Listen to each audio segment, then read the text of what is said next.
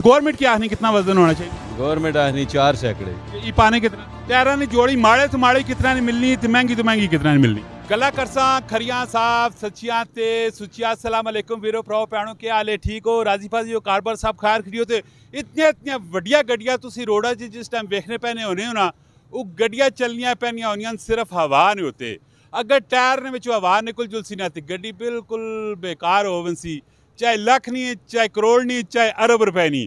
लाला की हाल है?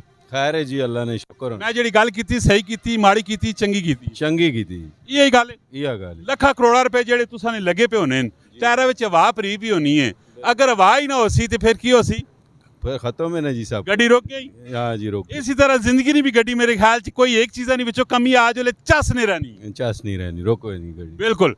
ते एक मैं दसो कि एक ही टायर जी गड्डी ने टायरा नहीं हवा तुसी बराबर कर रहे हो इसलिए कितने पैसे किन्ने होने हो?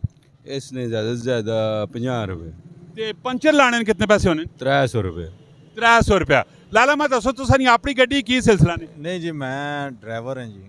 ड्राइवर हो हवा ना की दारोमदार होना है अगर टायरा च हवा लैवल बराबर ना होवे दो टायरा च होर होवे चवा च होर होवे अगले च होर होवे इसका किस तरह बरकरार रखना पैना किस तरह चेक करना पैना? सर जी ਅਸੀਂ ਜਿਹੜਾ ਤਾਂ ਇਸਨੇ ਪਿੱਛੇ 160 ਪੁਆਇੰਟ ਰੱਖਨੇ ਆ ਤੇ ਅੱਗੇ ਅਮੂਮਨ 150 ਪੁਆਇੰਟ ਵੀ ਰੱਖਨੇ ਆ ਤੇ ਜੇ ਅਗਰ ਵਾਹ 150 ਪੁਆਇੰਟ ਤੋਂ ਘੱਟ ਹੁੰਦੀ ਹੈ ਅਗਲੇ ਟਾਇਰ ਜਾਂ ਪਿਛਲੇ ਟਾਇਰ ਤੇ ਫਿਰ ਇਸ ਵਾਸਤੇ ਟਾਇਰ ਨਹੀਂ ਜੋੜੀਆਂ ਬੜਾ ਨੁਕਸਾਨ ਹੁੰਦਾ ਹੈ ਜਿਸ ਵਜ੍ਹਾ ਤੋਂ ਮਾਲਕਾਨ ਨੇ ਉੱਤੇ ਬੜਾ ਪ੍ਰੈਸ਼ਰ ਪੈਣਾ ਹੈ ਮਤਲਬ ਟਾਇਰ ਖਰਾਬ ਹੁੰਦੇ ਨੇ ਬੜਾ ਮਸਲਾ ਮਸਾਇਲ ਹੁੰਦਾ ਹੈ कि गड्डी राह ने रुकनी नहीं चाहिए ना।